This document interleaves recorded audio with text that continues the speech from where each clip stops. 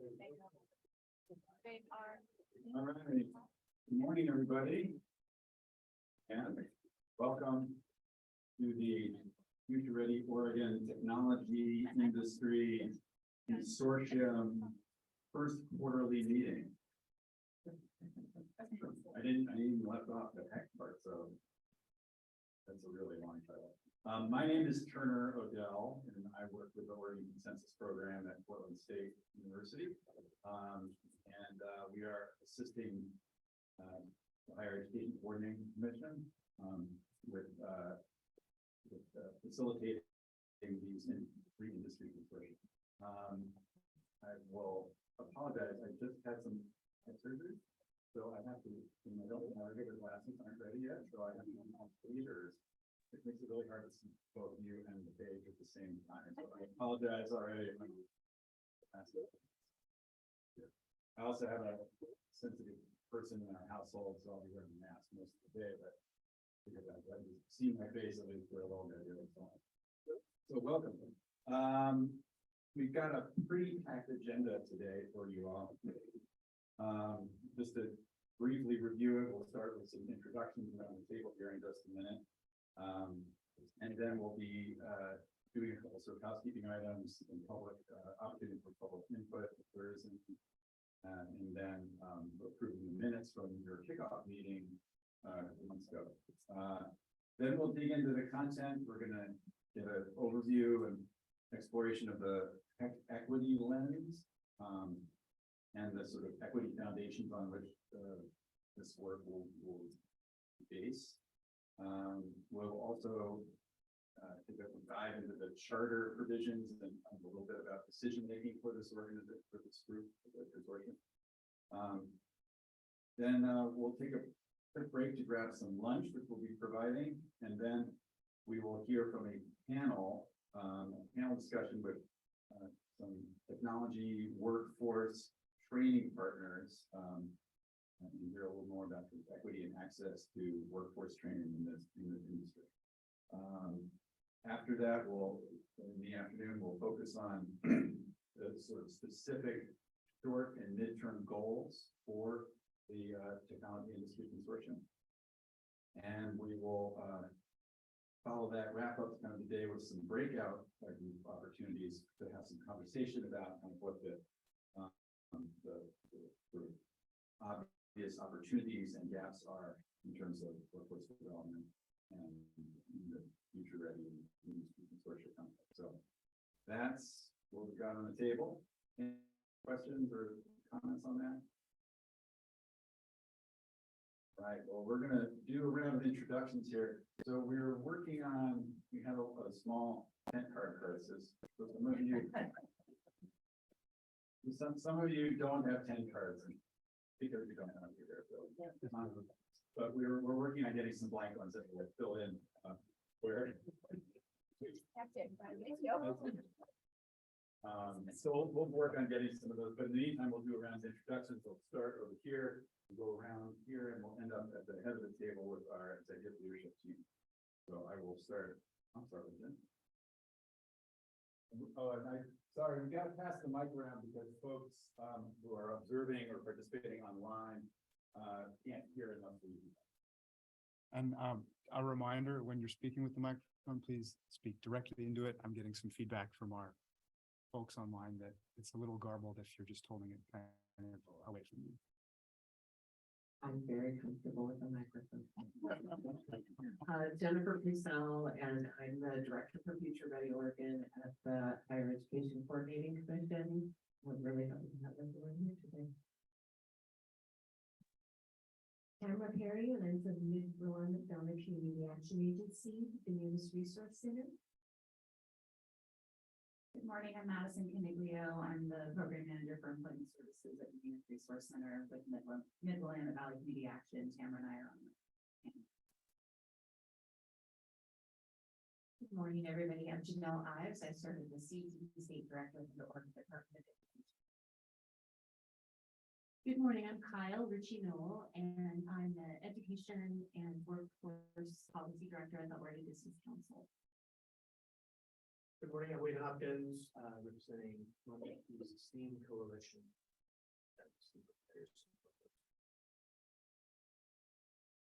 Morning, everyone. My name is Brooke Brownlee. I'm Senior Manager in our newly formed Community Engagement Team. I work on labor and workforce policy. I'm the co-convener of the Oregon Clean Energy Workforce Coalition, and then I'm also the chair of the Clackamas Workforce Partnership. Hello, everybody. Good morning. My name is Julianne Rivera Lindstrom, and I'm the Director of Diversity, Equity, Inclusion, and Accessibility at the HEC.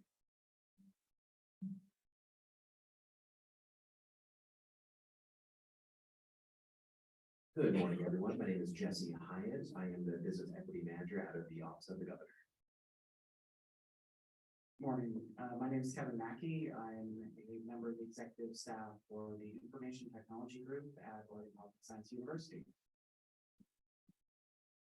Good morning. My name is Jeff Rhodes. I'm with the Department of Education, and I'm an education specialist in the career and technical education areas of arts, information, and communication technologies.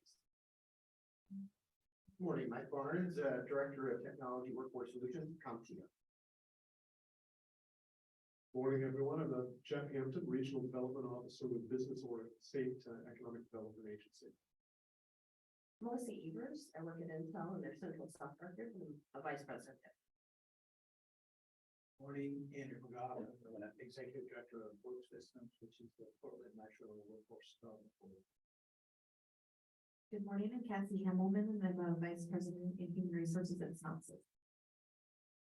Good morning, everyone. Lisa Sari, President of Mountain Community College, and it is my pleasure to welcome you all here today. I know for some of you coming up East Ken was a bit of a trek, so I think those of you who had to commute, hopefully you were going against traffic as opposed to it.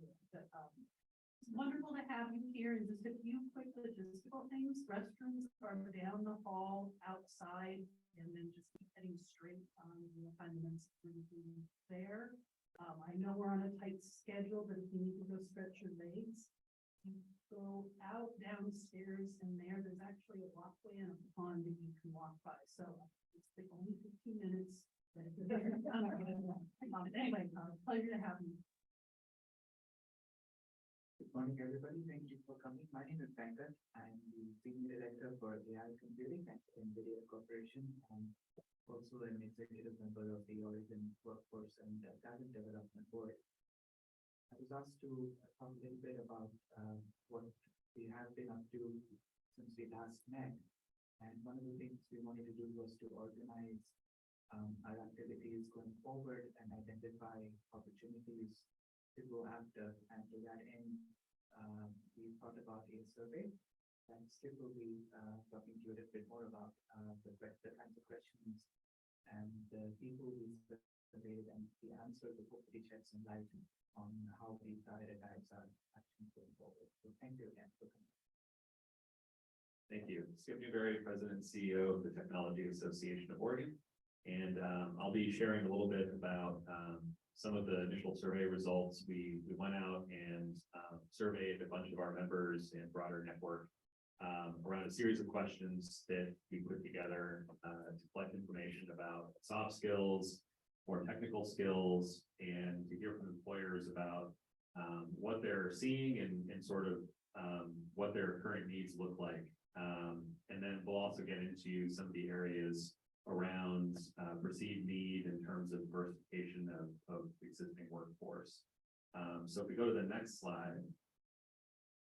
One of the first questions in the survey was what specific technology skills or competencies are currently in high demand within your organization? To someone who's been doing a lot of surveying of tech companies over the last 10 years or so, this is not terribly surprising. There's a lot of interest in how to kind of connect various systems together in technology. DevOps is kind of the discipline that covers that. And this is something that we've seen even just in some of the work we've done scraping, some of the job sites and LinkedIn in terms of, openings across companies over the last few years. DevOps continues to rank pretty high.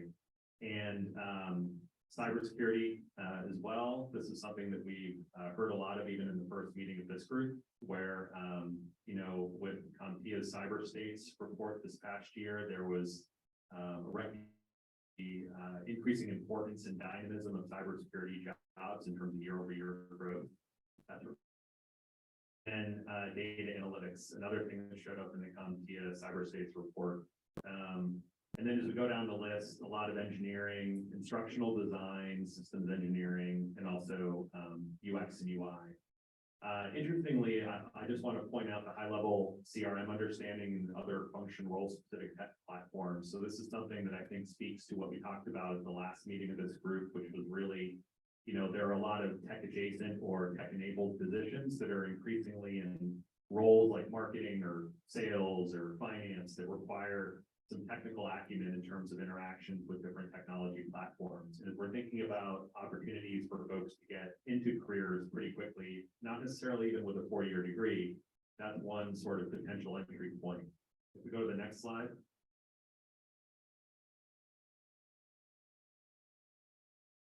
Oh, correct. Yeah, sorry. So one thing I'll mention is that the slides are not in your packets, but we're going to be sending those out with the follow-up materials. We'll also be continuing to survey our members and broader network in the coming weeks. And so we may find there's more data that we can collect, which we'll share with you. We continue to keep you updated in between meetings. The next question was, how do you foresee the technology needs of your organization evolving over the short to medium term? A lot of the responses were more focused on the short term. I'll start at the bottom and kind of work up in terms of some of the general trends that came out of the survey results. Most saw a pretty steady sort of trend over the next 1 to 3 years without a lot of change. One thing we are starting to see though is companies are digging deeper into AI and other forms of automation. And I think as that starts to really take root, we'll start to see some things change, maybe at a faster pace. But at least in the short term, there was a real focus around more engineering talent and some specifics around embedded systems, which I think is a reflection of the fact we have a lot of semiconductor device firms here, and they're growing. And so with embedded software needs, it's how, you know, software interacts with the hardware and other networks. And so that's reflected in some of the results we saw. There's a couple of interesting ones here. So these were a little more kind of like medium to long term, where some folks made some predictions. So one thing that one of the survey respondents noted was that the evolution of technology is making people realize that they need to constantly be reskilling and upskilling and acquiring new knowledge just to stay current and ideally even ahead of the curve. And so again, that speaks to a need on the part of higher ed, the workforce system, K through 12, to really be creating lifelong learners. We'll get into some of what those skills look like in subsequent slides. Another thing that's interesting is, if we look at the top one, one of the respondents mentioned that, you know, in their opinion, some of the automation coming down the pike is going to essentially create the situation where there's a need for fewer deeply technical roles. And then more roles that are somewhat technical. So we'll see how that all plays out. There's a bunch of different camps around sort of predictions around AI and automation. Go to the next slide. What credentials are considered additive when considering technology workforce candidates? So again, DevOps was one of the most important ones. And then a couple of years of experience or a bachelor's, and then also master's degrees continues to show up. And recruiting focuses less on credentials and more on experience. This is a trend we've seen over the last 10 years, where companies are starting to, with their hiring practices, look at different ways that they can evaluate how someone performs in real time based on critical thinking, problem solving, as opposed to where'd you graduate from, and then we'll make a bunch of assumptions based on that. Individuals who have bachelor's degrees who can help in the data science, data analytics space. Again, this dovetails with what we saw earlier in terms of the importance of data specific roles. And then there was another series of responses that recognized some of the different platforms that support different functions, Salesforce, SAP, you could throw Marketo and other types of marketing automation platforms in there too. The next slide. What are the most needed soft human skills in your organization? I thought this list was really great. Not all the responses captured all these things, but I think collectively we arrived at a pretty interesting roadmap.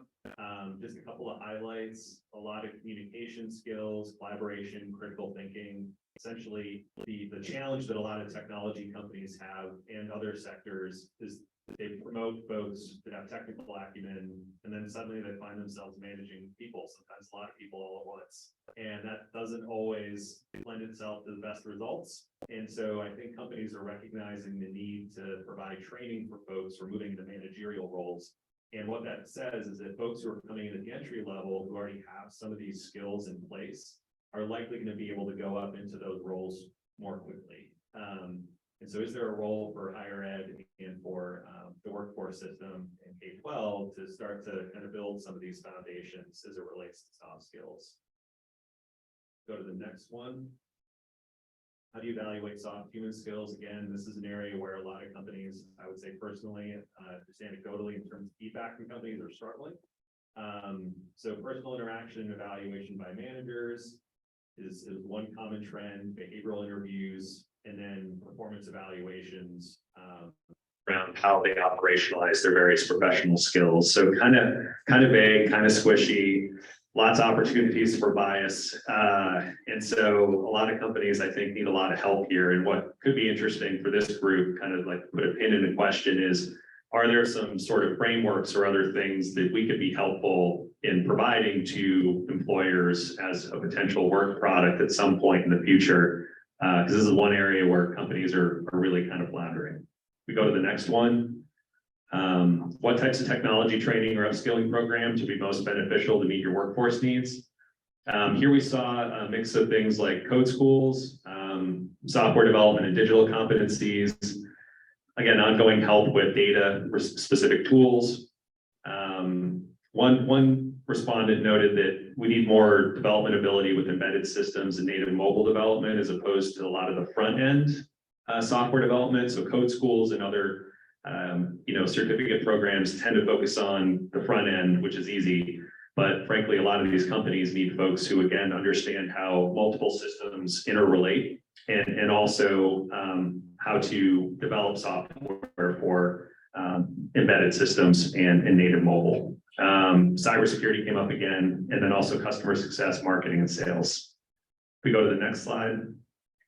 This was interesting. So across all the responses, 100% said yes, they're interested in diversifying their teams with an emphasis on BIPOC and also women of color, especially. A lot of the companies noted they were really struggling in Oregon to diversify further with those demographics. Go to the next one. Any additional steps? So lack of technically qualified talent. Again, there was an emphasis around how do we kind of allocate more funding to community colleges and schools to focus on applied learning programs, kind of at the K-12 level as well. And then also some companies noted cost of developer talent has become expensive in the US, and there's more offshoring and nearshoring in terms of staff augmentation and even just flat out replacement. And so again, what does that mean long term in terms of how we kind of look to where are there growth opportunities for not only Oregon based but US based workers, and where can we kind of develop talent in those areas to meet the needs of some of these companies? And then the next slide, just to put some contact info, folks have specific questions on the survey, feel free to follow up. But later we'll get into some questions during the breakout, which I think the panel will help set up nicely. So this was kind of to set the stage, get some initial data, and we'll be continuing to survey our members as we go throughout this process. And with that, that concludes the survey discussion. Great, thanks. Any quick questions? Any quick questions for Skip? Yeah, so you mentioned the importance of tech adjacent. Yep. Did you look at tech adjacency or are we only surveying software companies? Or are we surveying farmers and all the other traditional Oregon industries? So far, we've got mostly like majority tech in the sort of definition of core tech, so like hardware, software, et cetera. We've also surveyed IT departments and technical teams within tech-enabled companies. So we haven't yet approached sort of the farther afield general businesses that may have some semblance of technology, but don't quite have a fully functional IT department.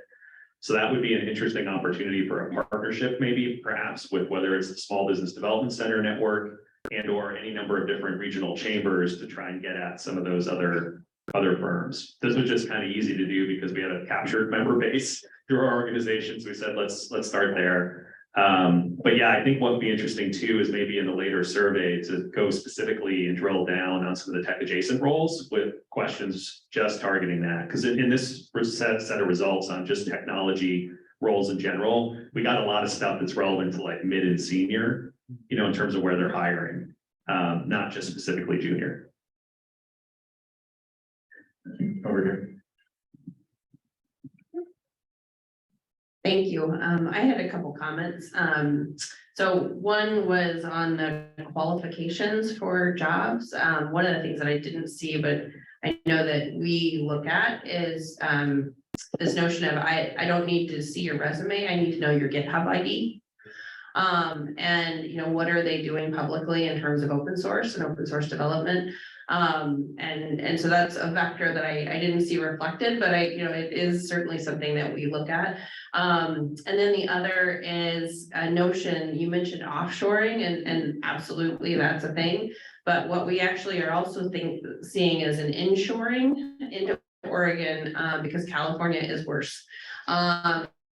And if you need people on the West Coast for co-location purposes, with regard to time zone centricity, it's cheaper here than it is in California, or whatever that's worth. No, that's great. I would say with a lot of the startups that we've been working with over the years, many have noted, as have their investors, Oregon is a much more capital efficient West Coast tech hub than anywhere else. And so that goes especially on the talent side of things. It's cheaper to recruit and retain because in the Bay Area and Seattle, you're also paying to just keep people there and not get poached by some of the deep-pocketed larger tech companies. Yeah, thank you, Melissa. All right. Well, with that, I'm going to turn it back over to Jennifer for some public comment and minutes adoption. Thank you. And we'll be talking a little bit more about the role of the industry consortia today, but this conversation is such a great sort of primer to what we are going to be exploring, not only today, but into the coming months. And this idea of how we're aligning the economic development opportunities with the talent development strategies is something that I feel like we're just scratching the surface on. So exciting conversation today. As we've talked about in prior meetings, these meetings are public meetings, and therefore we will build into our agendas going forward time for public comment. And so I'm going to pause and check in with Ronan and see if we have anyone registered for public comment. No, it's not. All right. So with that, our next agenda item is our consent agenda to approve the meeting minutes from our kickoff meeting. You should have a copy of those in your packet. And at this point, we'll approve meeting minutes by consensus, or if there's anything that you've noted that we need to change or edit. And then we'll be talking about decision-making a little bit later today, but for the purposes of today's consent agenda, are there any questions or concerns other than the fact that Mike Barnes is on the agenda twice? I do double duty all the time. Like Mike, I'd also point out, I show up as both present and excused, which isn't completely. As I recall, Jeff, you were present. Yes, okay, we will make sure and get that updated. Any other edits to the agenda? Everyone good with, or not the agenda, the minutes from April? Everyone good with approving those and moving on, thumbs up? All right. Excellent. I think, am I up next? I'm flipping pages. No, Rudy Ann is up next. Oh, that was fast. That was fast. Yes. All right. A microphone for you, Oh, and there's a clicker, is the clicker live? this is what I'm funny. This is the text group and you all need to know I don't like using this text. Oh, well, buenos dias, everybody. Good morning. The teacher in me needs me to stand up, so I need to move around. But again, my name is Rudy Ann, and I am the Director of Diversity, Equity, Inclusion, and Accessibility at the Higher Education Coordinating Commission. Really excited to be with you all today, just because this topic is near and dear to my heart, and really personal, only because I am married to a tech guy. Formerly a software developer, now VP of technology in the company that he serves, and our boys are also following that path, both with degrees, but realizing they need to supplement with a little bit more around programming and data science and analytics and whatnot. And so I was just really excited to be with you all today for a few reasons. I'm here to talk just a little bit about the Equity Work Foundation that all our HEC work is founded on. And we want to share that with you all so that we all are all on the same page of what are we talking about when we talk about DEI and equity, specifically around pathways work and technology. And so I was the relevancy of thinking through pathways. We have an equity lens, but a lot of folks don't know that it's not something metaphorical or just philosophical. There's an actual document that was adopted back in 2011 by the former Oregon Education Investment Board. So there was a lens for all state education agencies to use when the call outs on disparities, and particularly racial disparities on access and inclusion started to show up more. And so the lens that I'm going to talk about today is an updated one that is more relevant to post-secondary education and training. And so the purpose is, again, just to get us all on the same working definition of what we're talking about.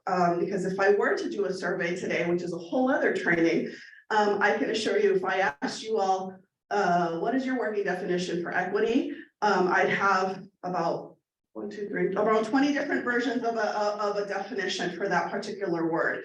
The other piece to think about as I walk through some of this information and the approach that we take at the HEC is thinking about the deeper dives, particularly around recruitment and retention of candidates of color in technology and, and all the other pathways. More so how bias plays out in hiring. So if we're looking to expand to BIPOC or women of color, for instance, as it was called out in the survey, one of the things that has to be talked about and addressed at some point in everybody's process is, what does the hiring process look like? And how do you mitigate for bias playing out in very subjective ways during that process? So thinking about that this early morning, so we'll just jump into what our foundation is. Hopefully the clicker works.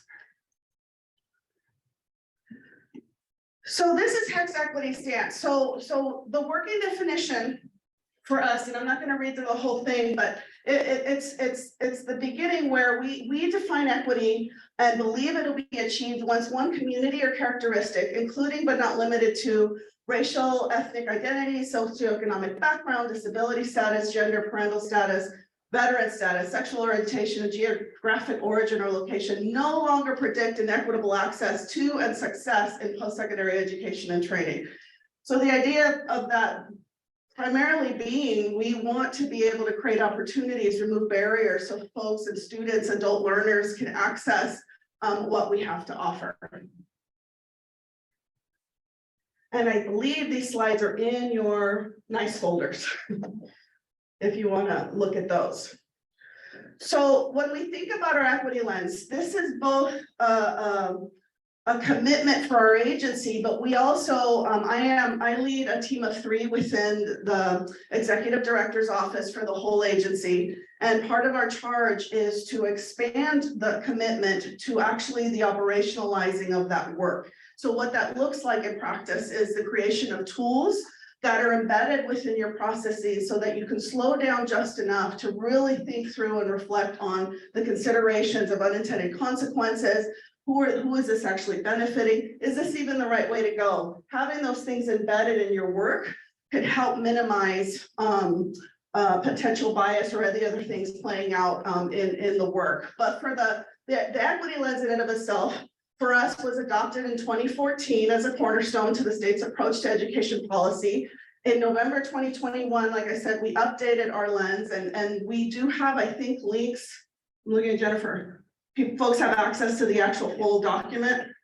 Keeping in mind that it is an education tool that we use within higher education commission, so but it can be applicable or modified into the context of your designated agencies or work.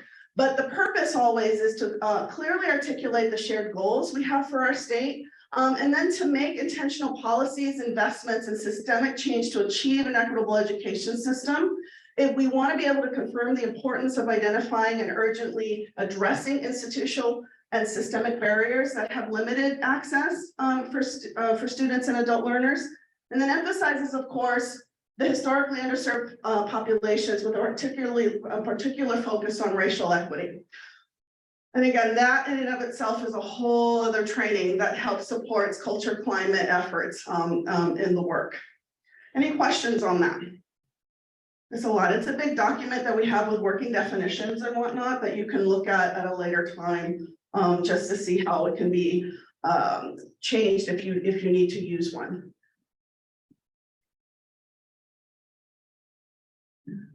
So our equity work, our equity plan, and our equity goals at the HEC are completely aligned to our Oregon strategic roadmap.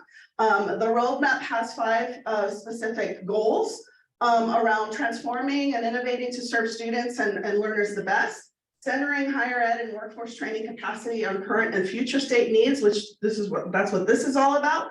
Ensuring that post-secondary learners can afford to meet their basic needs. We've learned even more so post-pandemic that there's just such an increase need around wraparound services and supports addressing issues of food scarcity and houselessness. So all of these things have to be combined so that student or adult learner can just really focus on what needs to happen if we can also consider or have those things available and supporting folks in that process. We want to continue to create and support continuing pathways from education and training to career, and then of course increase public investment to meet Oregon's post-secondary goals. And this is also another document that we have that could also be included. Jennifer's laughing at me. We have a lot of documents. A lot of reading. So this is a new term for a lot of folks and what John C. Powell would call like an equity 2.0 approach. As we're thinking about creating policies, as we're thinking about giving resources to different groups of folks, the approach that the state has taken in alignment to the governor's office and the state office equity plan work that we have, we're engaging more in this this concept of targeted universalism. So what it speaks to is scholars and practitioners have been employing the phrase targeted universalism to successfully break through the binary of universal responses versus targeted solutions in these attempts to remedy the effect of equity. So what does that mean? That just basically means that a lot of the time when you think about our overarching laws or things that we try to create to mitigate certain situations or enhance, sometimes it gets so universal that it misses the mark for certain folks or certain groups. Then if we go too targeted, then there's working assumptions and biases that also play out in that, and it still doesn't reach everybody. So we want to try to employ and process more targeted, recognizing that we have a universal overarching goal. So in our case, when we think about this future ready work, there is legislation that we have to be aligned to as we're thinking about the intervention supports or the grant monies and how that is all implemented. But this is just the breakdown again, what typically ends up happening, particularly around policy and practice. But universal responses and statements are a way of signaling the desire for a diverse and equitable society, but can strike people, especially people who have been oppressed for generations, as being too grand and ambitious without any direct way of helping those who are still being harmed. Meanwhile, then, if you go to targeted, these are more direct and localized, but they often seek to meet the needs of a particular group. So then that creates a dynamic of a zero-sum perspective and causing hostility and resentment. So what we want is this as an alternative framework to design policies and implementation strategies to achieve policy goals. So targeted universalism is sensitive to structural and cultural dynamics in ways that often elude both targeted and universal strategies. So as we think about the overarching goal for Future Ready, and we're thinking about the different communities we serve. So I'll pick on my own community. I'm a Latina female from Bayamón, Puerto Rico. In Oregon, there's not a lot of Puerto Ricans.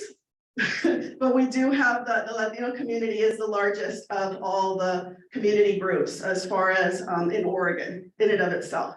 But what we know is that that group is so diverse, very, very diverse. So sometimes there's an assumption or a narrative that all of us are first generation or we're first generation farm workers, which that's a great thing when you can make it all the way through, but that's not everybody's story, right? And so the servicing, for instance, areas like Woodburn or Cornelius and Forest Grove may look very different than servicing folks in the metro area. So we want to be able to think about that if we have that universal piece or goal that we're trying to attain, that what serves one group won't necessarily make or reach that other group. So, and this plays out in every community, which is why we want to think of it this way. So the other piece that plays out is our data and the way we look at, we've been having a big focus on data justice and data equity. And what that means is the importance of bringing in the qualitative aspects, moving past just the numbers. The numbers are always vital, of course, when we know this, and they tell a story, but it doesn't tell the whole story. So what we want to be able to include, and this is an education term pulled from K-12 book that was written a couple of years ago, where it adopts indigenous ways of knowing. And what that means is thinking through the narratives and the stories of the people we're trying to serve, and then adding that to and enhancing our data, our numbers, everything that we're showing and thinking through. So the street data just really calls upon us to flip the dashboard from a focus on big data to a focus on the voices at the margins. Again, we reach those targeted populations when we also know what their stories are.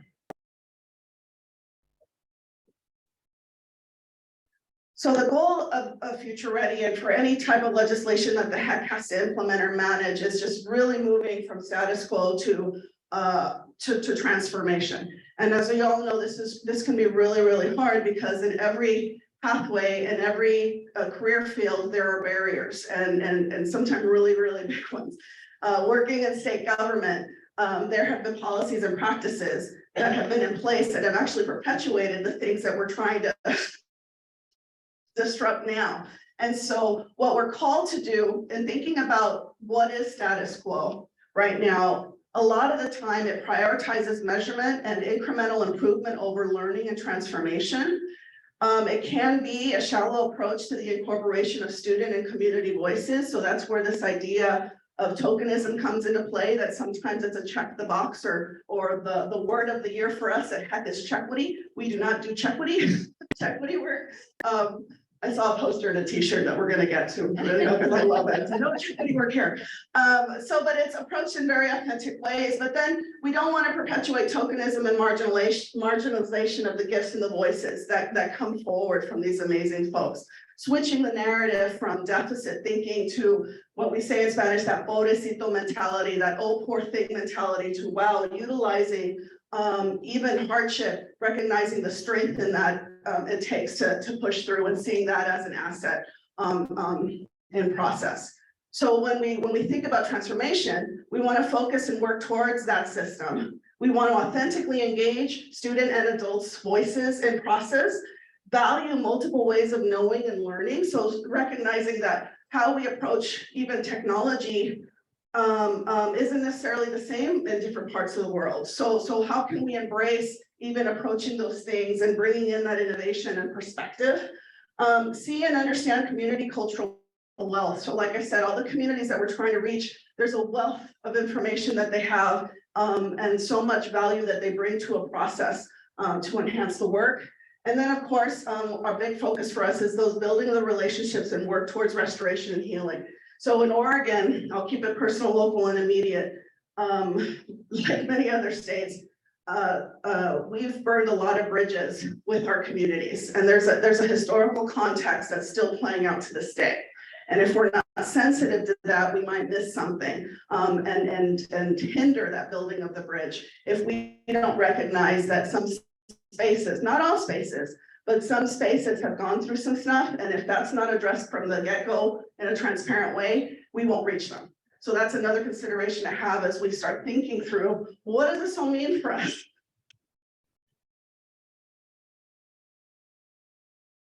So this is, since I've had a team and we can create really pretty stuff now, to a degree. I'm looking at Janelle, and ODE has a whole team of folks that does this, and we don't have that yet at HEC, but this is pretty good, I think, for just 3.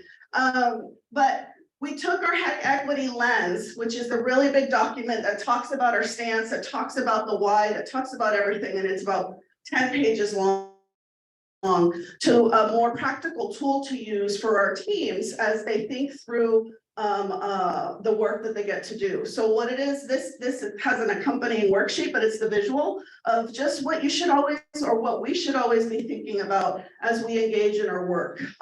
Particularly because there is a big emphasis right now on engagement more so. I don't know if everyone here is familiar, but the governor's office, that we have at Oregon, a racial justice council, and they are in statute.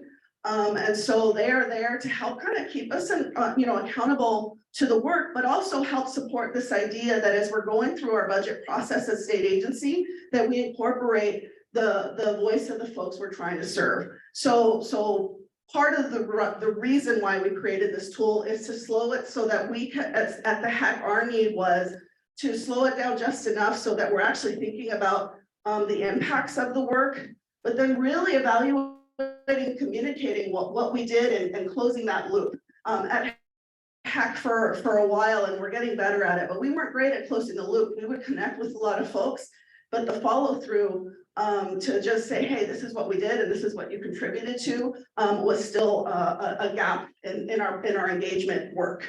So this is just, like I said, an example of that visual, and there's a worksheet to go through that goes with it. So with that, I love this quote. Whenever we allow people's identities to be a barrier, not an asset, we begin to see unnecessary distinctions. So it's important to value people's unique identities as assets to a full fabric of a beautiful mosaic of difference, diversity, belonging, and humanity. So with that, that was literally kind of an equity 101 from our end. I want to encourage folks to recognize that some of these topics can be all-day trainings, and agencies and institutions that are engaging in this work are addressing head-on issues around culture, climate that help support how you proceed in other aspects of the work, like hiring and engagement and whatnot. So that's a little bit about what the HEC does. So I'm looking at Jennifer Ann and Turner, and it looks like the activity for talking to one another around this work is going to be facilitated by Turner today. So thank you so much for having me. Thank you. So we wanted to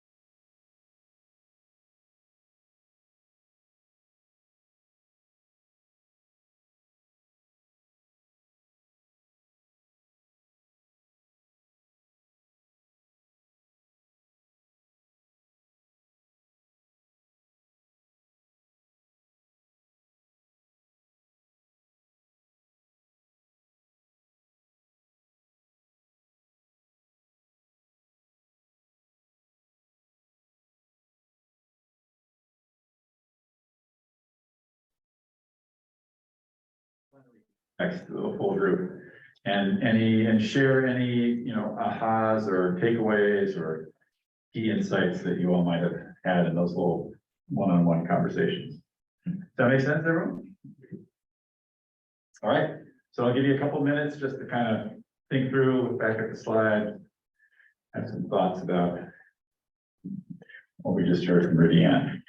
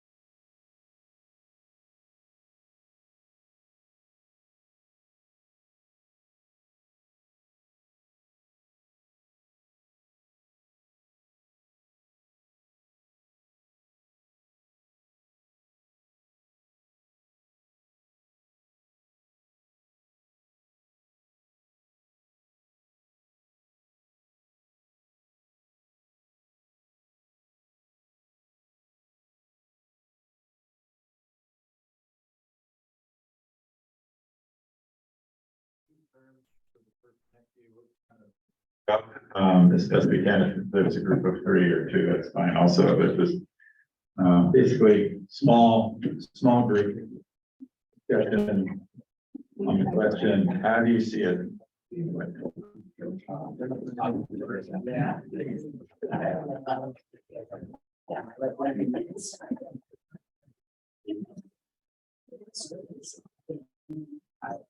Jennifer, you can say too, but I have one. Like say.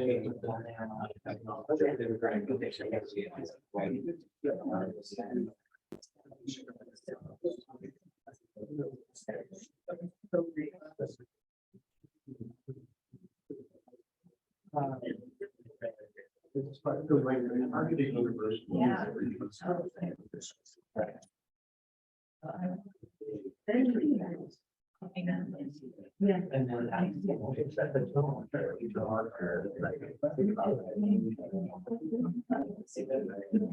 but yeah, that's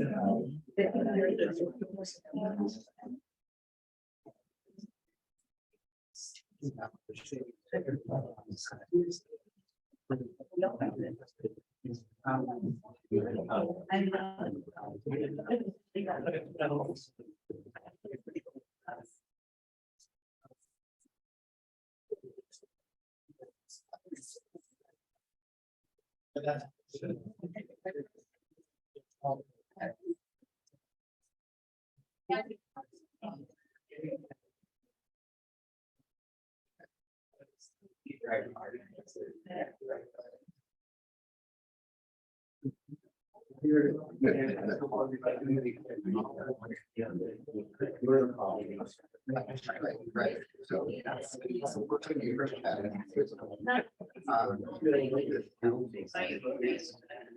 how do we?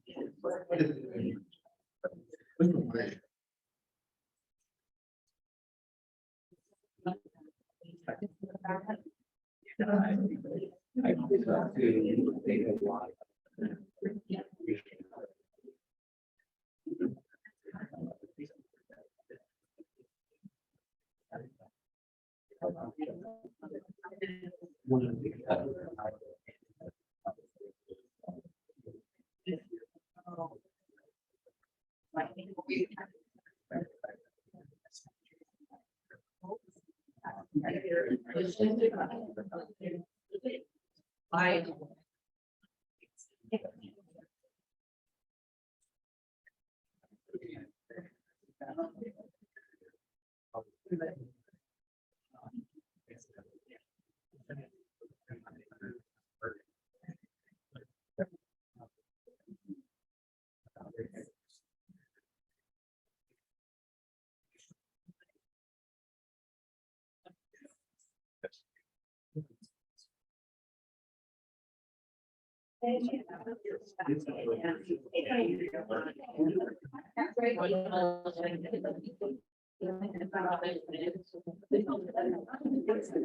Very early.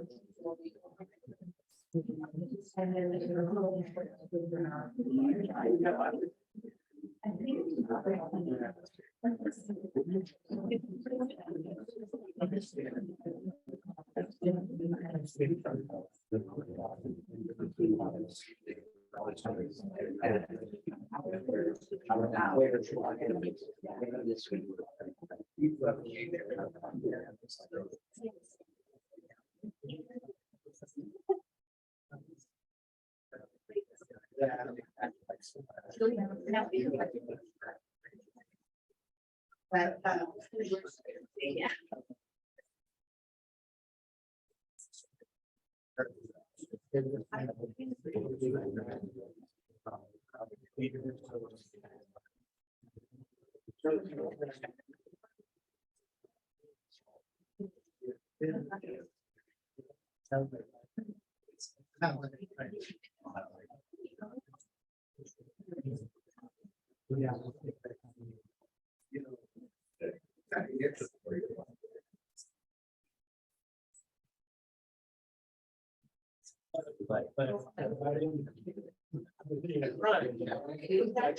Yeah. That's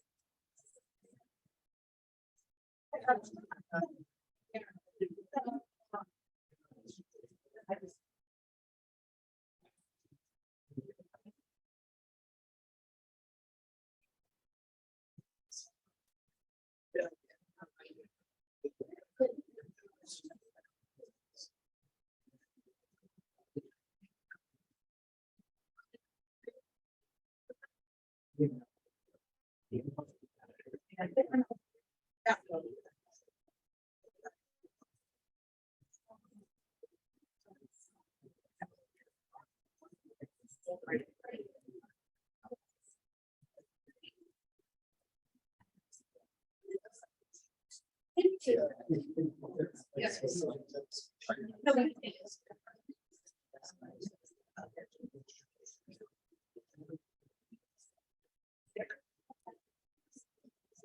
All right, I'm hearing lots of good conversation. Why don't you take another minute or two to wrap it up and think about if there are a few key takeaways you'd like to share with the full group.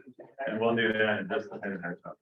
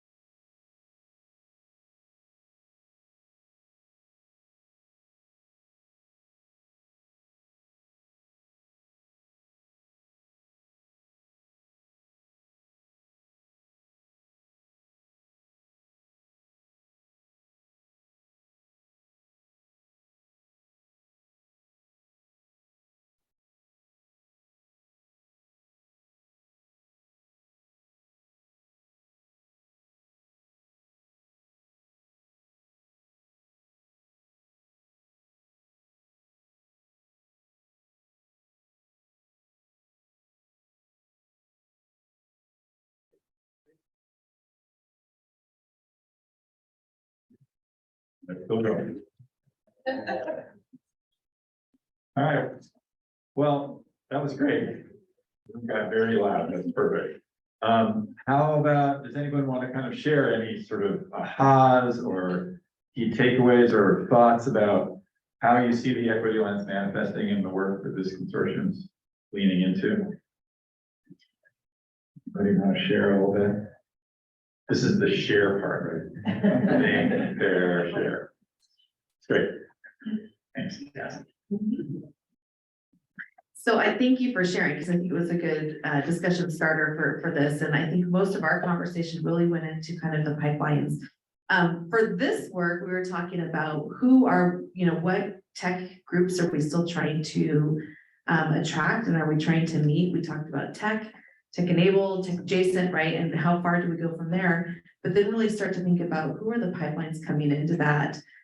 We talked some about like where are those personal stories coming into that, and then where have people making chosen to say, okay, tech isn't my area. I mean, back to like grade school, right? So there's off-ramps people are taking in their pipeline all the way through. How do we get them back in? How do they come in from the side? And so we talked some about doing some surveys to really understand at different points in the system. So, education levels, entering career, making the transition from schooling into an organization, that we understand where are those, one, what are their stories, but two, what are those meaningful points that might impact them to make a different decision, or what worked, what didn't work, and really looking at that over time. Okay, yeah, so we're, really looking at that impact across the group. That's great. Thank you, Cassie. Anyone else? And just to make it easy, if you want to add in or get into the conversation, you just take your tent card and sit it up on edge like that, and then you don't have to wait. Okay. Brooke. We talked a little bit about some of the challenges of this work in the traditional systems of education and workforce, which are very structured, and especially things around data needs, to your point about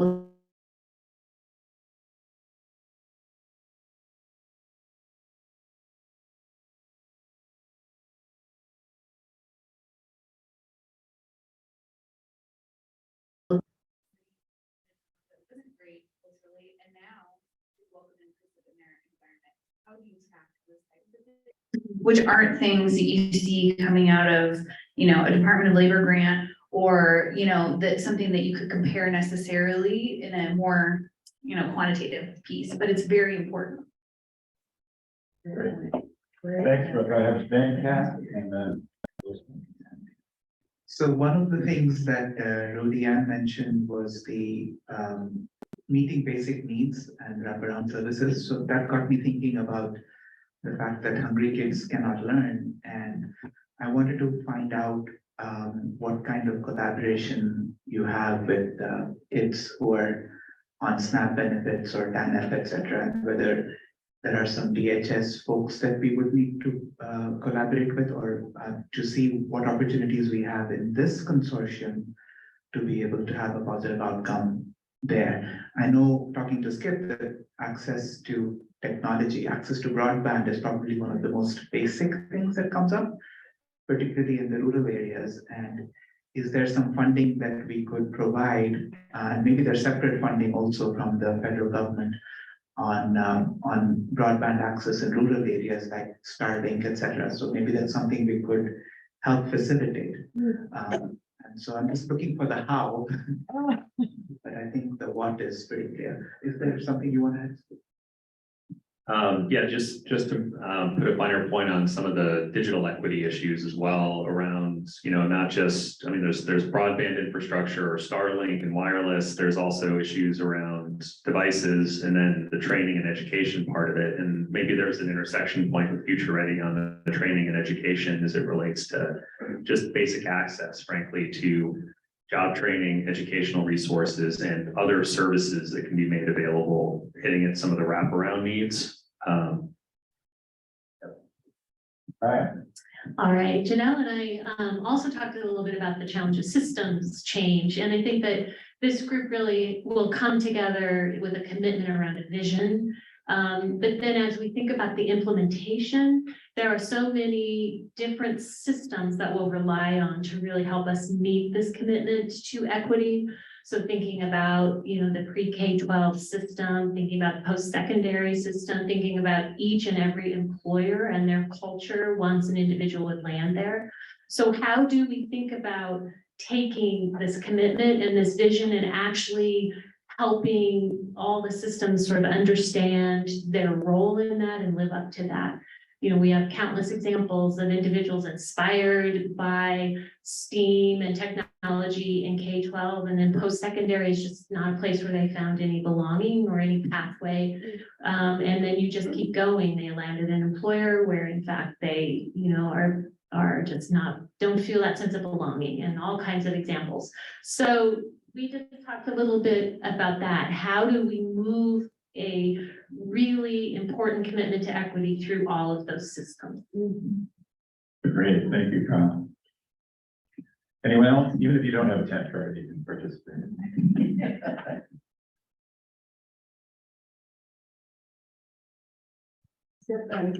The table over here said, so I love that you brought that up.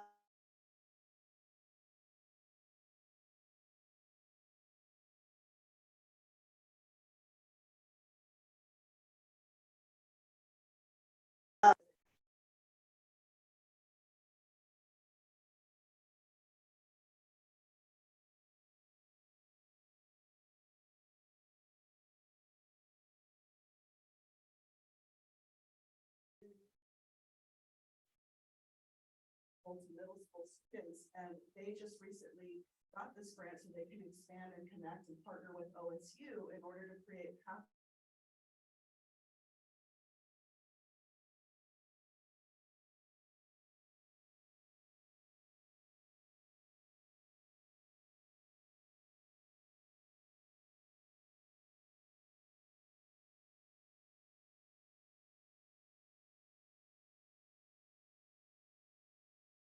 They have the connection of the wraparound piece and then are able to area of field. But then the big one, digital equity. I was just on a call a few weeks ago with our national organization, the RCO, where there was a presentation from the Department of Ed from their new digital equity specialists at the federal level talking about there's so much work going on, and I think once we start doing those reach outs and making those connections, then some of this stuff can be elevated so that in partnership there is success around it. The last thing I'll say is this notion of belonging, that retention piece. We get a lot caught up in the recruitment.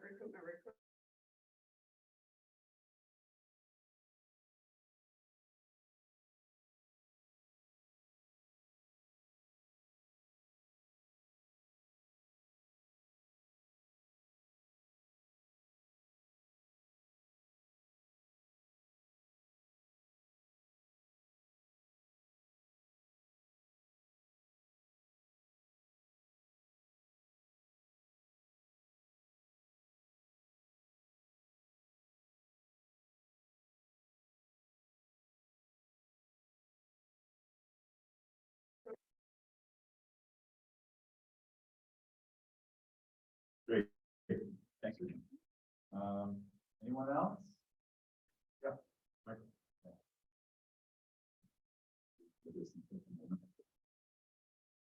Thank you. And Jeff and I had a really great conversation and one of the things I keyed in on was the valuable multiple ways of knowing and learning. And that's not only for our students, but I'll just use something anecdotally from my past.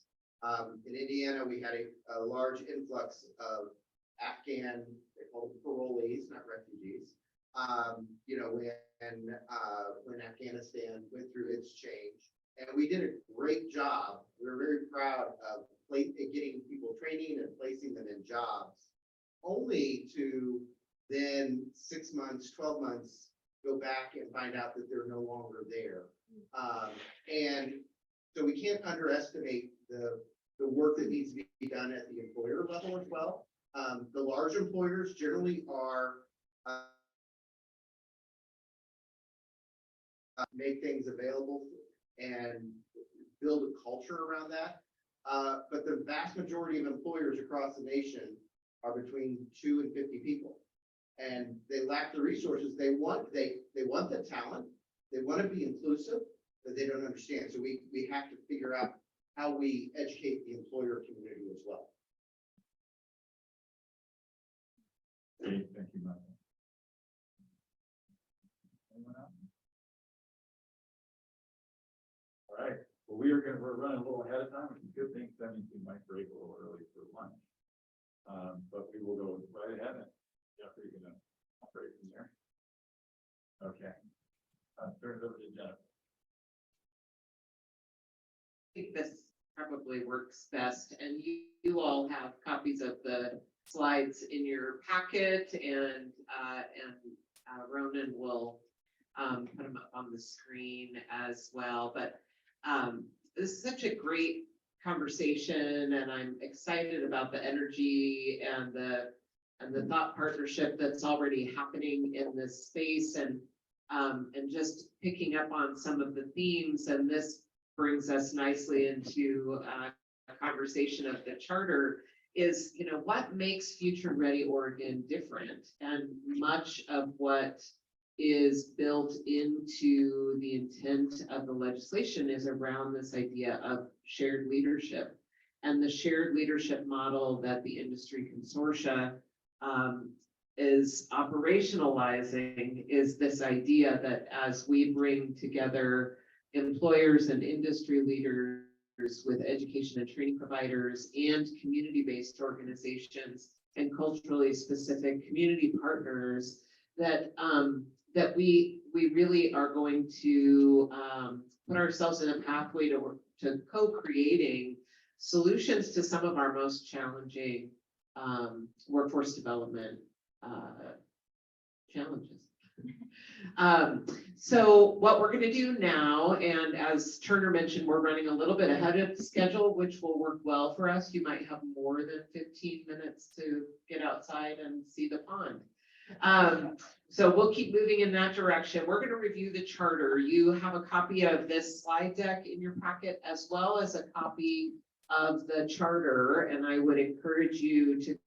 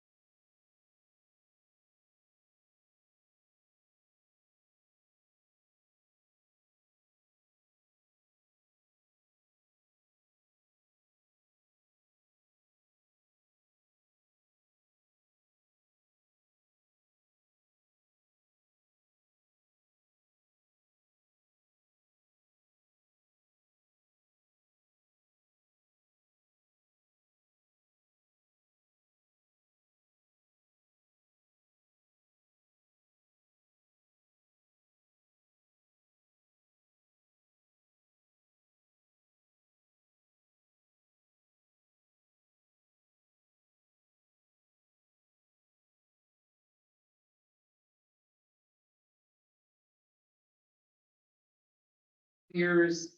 As we think about membership and employers in particular in this technology space, we're going to continue thinking about what does it mean to be a high-tech employer? What does it mean to be a tech-enabled employer? And how are we thinking about the diversity of membership from employers? We'll also have education and training partners, local workforce development board partners, economic development partners, so that again, we're creating that space where we're aligning strategies across the state landscape. As we introduced at the kickoff meeting, we're intending to launch 2 working groups. We'll continue to build our work around those. First, integrating education and training. A number of you participated in a small group discussion at our kickoff meeting to really talk about what are our workforce needs and how are we integrating our education and training responses to those needs. And then the second working group is really focused on expanding equity and diversity and better understanding what are the recruitment strategies and the communities that we are trying to reach as we focus both on expanding and diversifying the tech workforce in Oregon. Those working groups will begin their work in between this first quarterly meeting and the second quarterly meeting, and we'll talk a little bit more about those next steps towards the end of our time together today. I'll also note that we do have the flexibility to stand up additional Agile working groups if the consortium decides there's a particular issue you'd like to explore further, and there is a small group that would like to dig into that, or we want to bring in additional subject matter expertise from outside of the consortium, we have the ability to do that so that we can be flexible and timely and responsive as you all are working towards making recommendations. The next slide details a little bit more about the membership structure, who is identified as mandated partners or required by the legislation. Total membership not to exceed 45 members. That's a lot. So we're really trying to be mindful of having consortium membership that we can manage. But when you're having, representatives from such a diverse group of organizations, we also want to be mindful of the balance of the membership as well. Next slide, please. So a little about timeline and deliverables in the short term, which is really over the next probably 4 to 6 months. We're going to be moving you all towards making recommendations about that next round of Workforce Ready grant funding opportunity. Again, a little bit later in the agenda today, we're going to dive into what is the Workforce Ready grant funding, what are eligible opportunities for that so that you all can be thinking in that way. But you'll be moving towards a first set of recommendations for that next round of funding. And then as we've talked about, the consortium are established in statute as advisory to the Workforce and Talent Development Board. Todd Nell, the director for the State Workforce and Talent Development Board, will be speaking a little bit later today about that structure.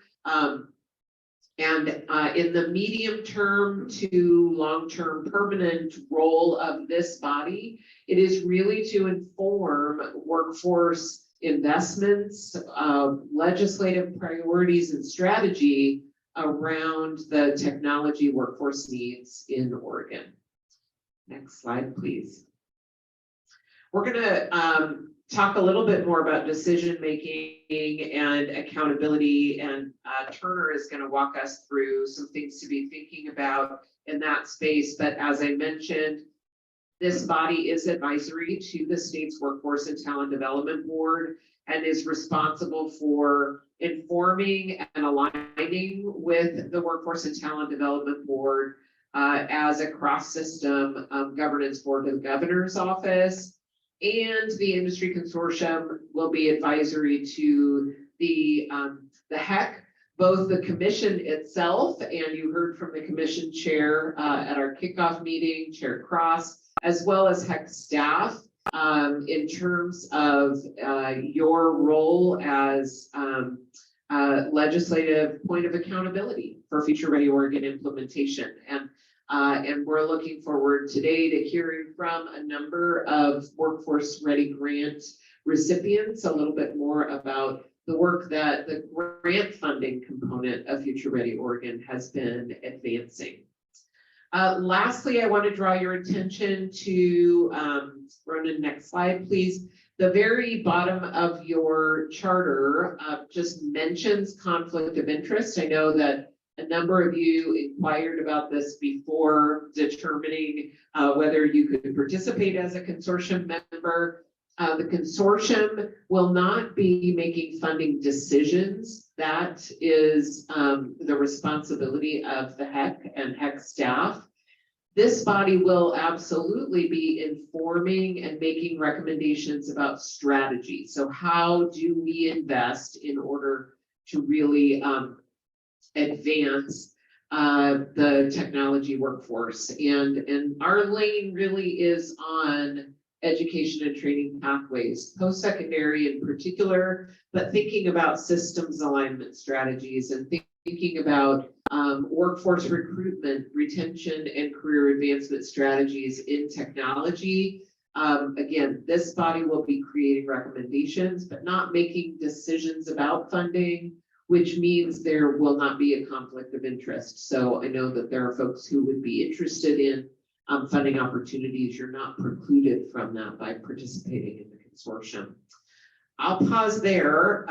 That's a quick flyover of the charter. Are there questions about the charter itself, your work, roles, and responsibilities that we can clarify before Turner walks us through some thinking about decision-making processes that we might apply in this space?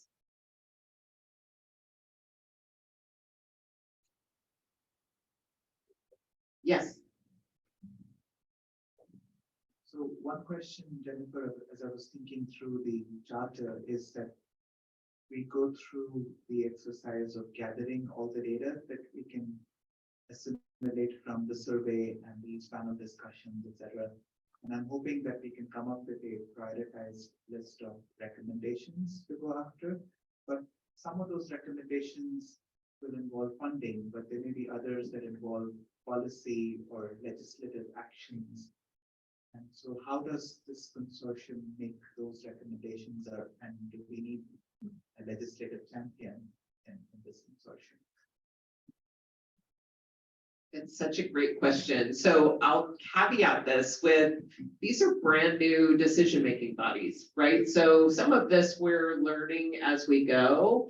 The intention is that this group will make recommendations to the Workforce and Talent Development Board, and Todd's going to walk us through some of the work that the Workforce and Talent Development Board is doing around legislative strategies. So we really want to make sure that we are aligned in that work, particularly as it comes to the technology workforce.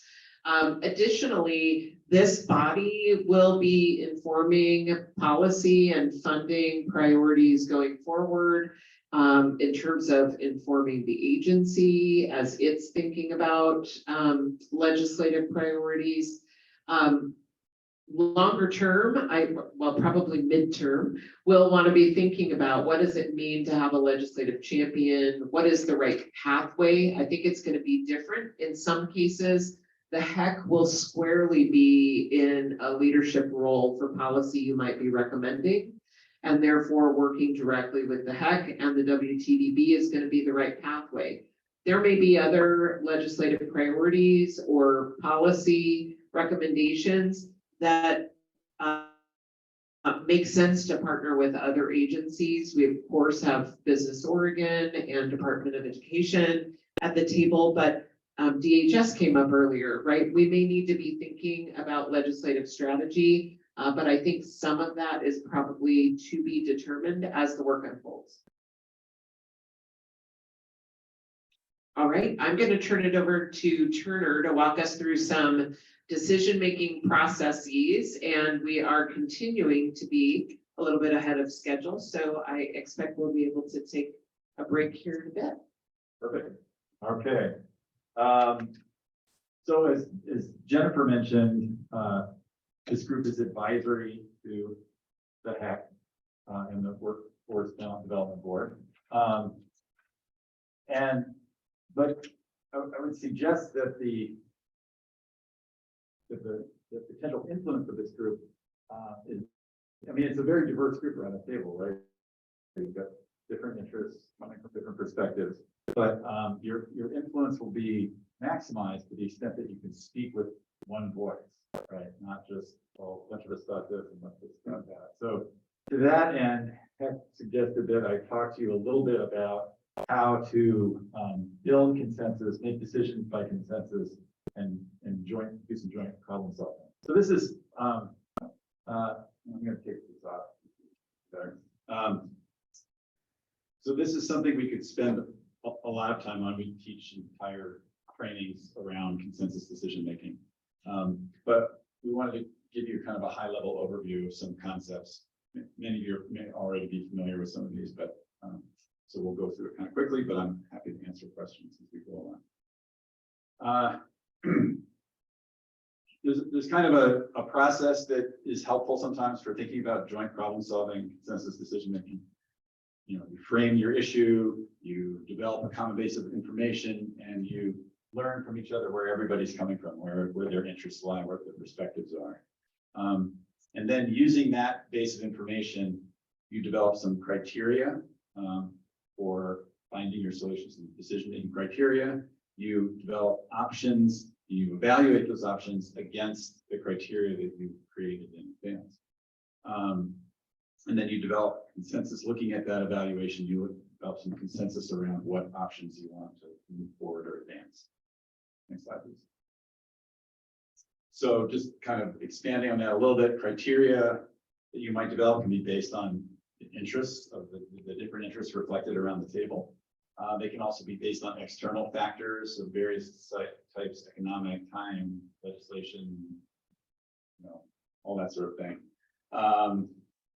And then developing options, there's a lot of ways that everybody thinks of when you talk about consensus decision making, everybody around the table, brainstorming ideas, and that is a great way to get a lot of ideas and possibilities and options out on the table. Sometimes also, though, we help groups bring in outside sources of expertise or experience, people that have done some sort of approach in another place or in another subject matter and learn from that. So different ways to develop options, evaluating options, using those interest-based criteria and other criteria. And then this may be an issue for some of you who represent sort of membership type groups. It's important if you're working towards a consensus decision that you're communicating with your constituencies and bringing them along too. Because we're all here sharing the Kool-Aid, but they may not be. It's important to make sure that they understand where we're going. And then seek consensus. Next slide, please. So what do we mean by consensus? So the consensus definition that is most often deployed by folks like me is an outcome that all parties can live with, right? So something, it may not be everybody's favorite outcome, but it's one that everybody can live with and can be okay with this down the road. But there's some other important pieces of that. One is that each party feels like their opinion in the matter has been heard and considered and valued by the others around the table, and that each party is given an opportunity to really articulate where they're coming from, what they think about the issue. And finally, sort of reflection of that is that conflict, which will be inevitable in the first group of folks like this, is seen as a call for creative problem solving rather than something to avoid. So hopefully people will lean in around the table as we have these conversations and say, wow, I don't know that that's such a good idea, and here's why. Next slide. So how do you get there? How do you work towards consensus? There's some tools that we use a lot to help groups work towards consensus. So this is a little sort of graphic illustration of kind of how you get there and when consensus works and when it doesn't. So every party has a goal, right? They want to get from point A to point B. And this is us moving in the right. Next slide. In competitive relationships that don't lend themselves well to to collaboration or to consensus building, are sort of win-lose situations, right? Where my gain is your loss, and there's not much we can do about that. So those kind of situations don't lend themselves very well to consensus decision making. Next slide. Collaborative relationships you can illustrate slightly differently. Next slide. We want different things, but they're not, strictly opposite to each other. So there's some room to find a solution that is good for both of us, right? Next slide. So if the current situation is we're at B and the other party is at A, then we're kind of in the middle of this illustration, right? Next slide.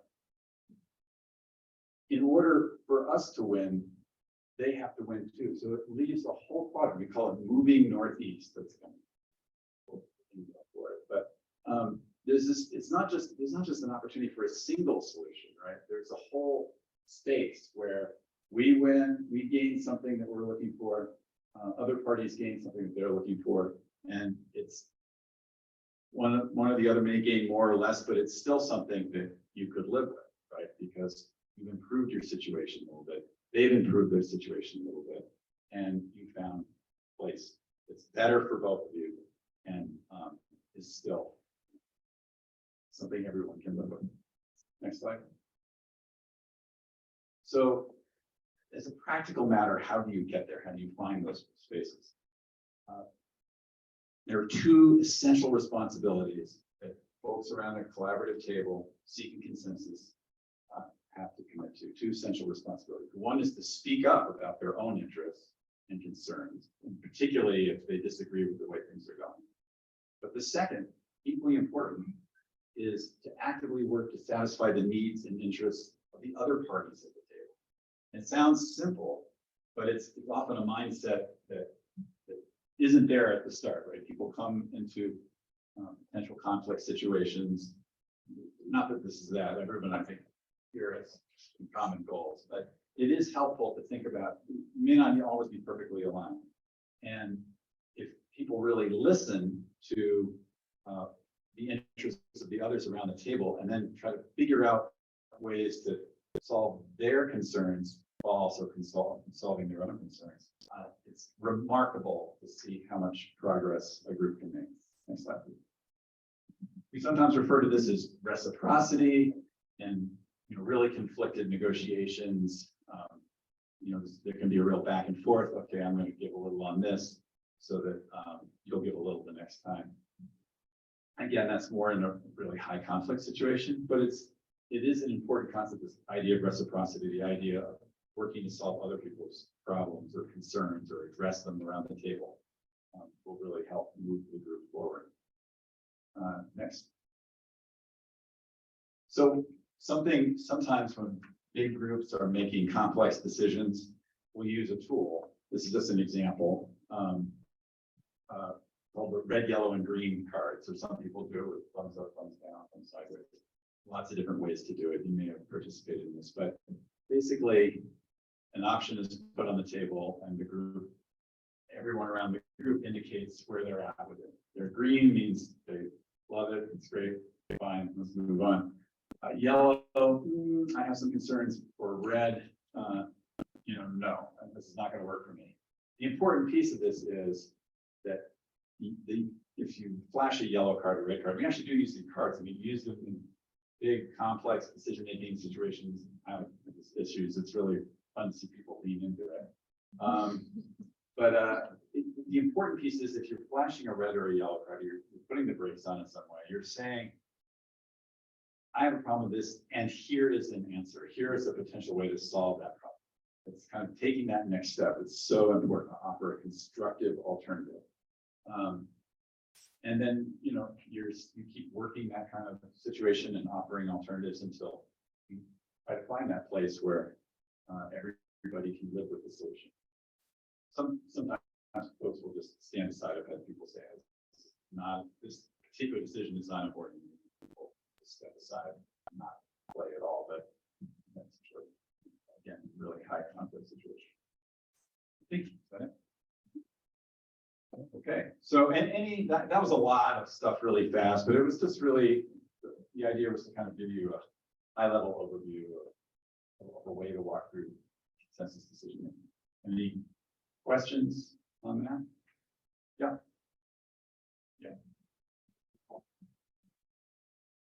Sorry to steal this from you. No, we got lots of them. This may be related, this may not be related, so feel free to say we just parking lot it for later, but you know, we just did an exercise where we were asked, how are we going to include equity in what we're going to be doing in this group? My question is, you know, how is that getting captured? How is that something that we're now able to reflect back on? Because back to Brian mentioned that if you went around and asked us our definition, we get all different ones. I'm sure if we all reflect on what we just heard, we all have different answers as to what we just heard. So I'm wondering, for me, as someone who likes to have a common framework, so this is great, as how can we get a common framework for decision making? It's also a common understanding of information to where is possible. And I guess I'm not sure where, for instance, that last discussion gets captured for us for reflecting on what is the methodology moving forward in which future discussions are going to be commonly documented so we all can use that.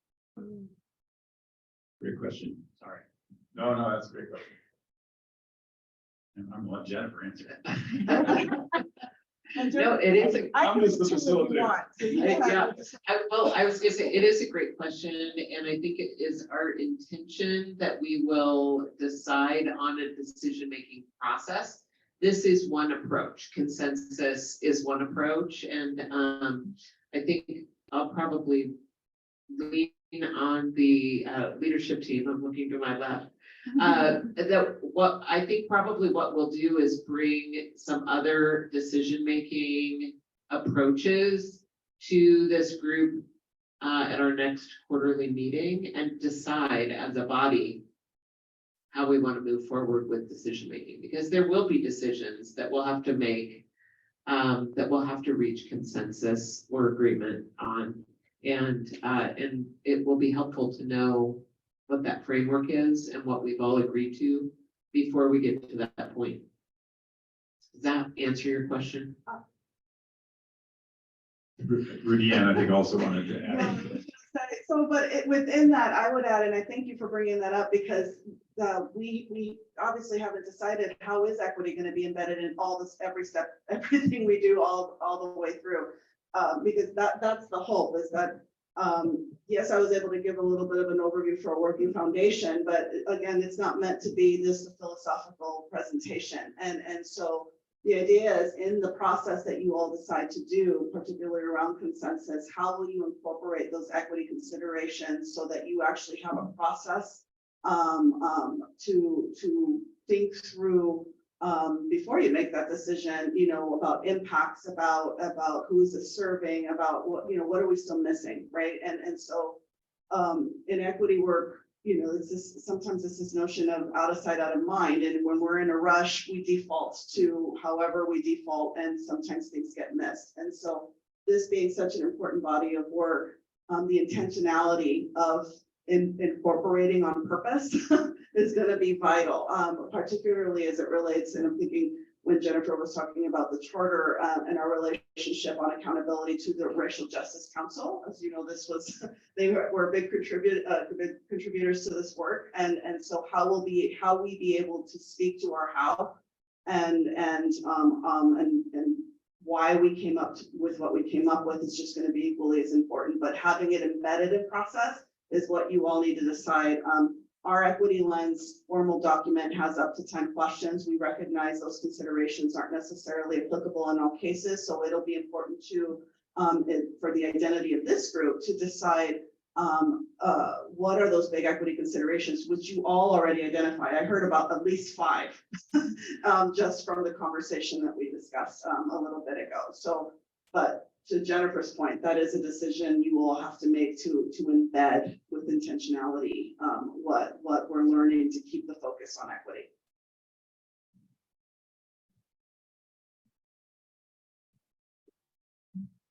All right, any other questions or comments before we break for lunch? 5 things that you identified, just capture that in our meeting notes, in our meeting minutes, and then see if there's anything actionable. Out of it. Ronan, did you capture that? Man. I look back. And I just want to check. Did we capture your question?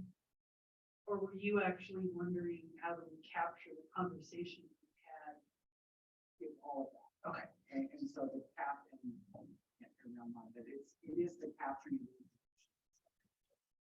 It's the capturing the information in a way that goes beyond notes, and minutes that are published, and I'm not sure if we're ratifying minutes at the next meeting, or if there's an interim step that happens in between, so that there's a review process, so. Sorry for not knowing that, but the capturing of the information, so there's gonna be work, I assume, that is done outside of a meeting structure, and I wouldn't want one of the subcommittees or subgroups to be working against a different set of criteria. And so having that common framework, common language, to me, feels incredibly important for us to be more uniform and intentional.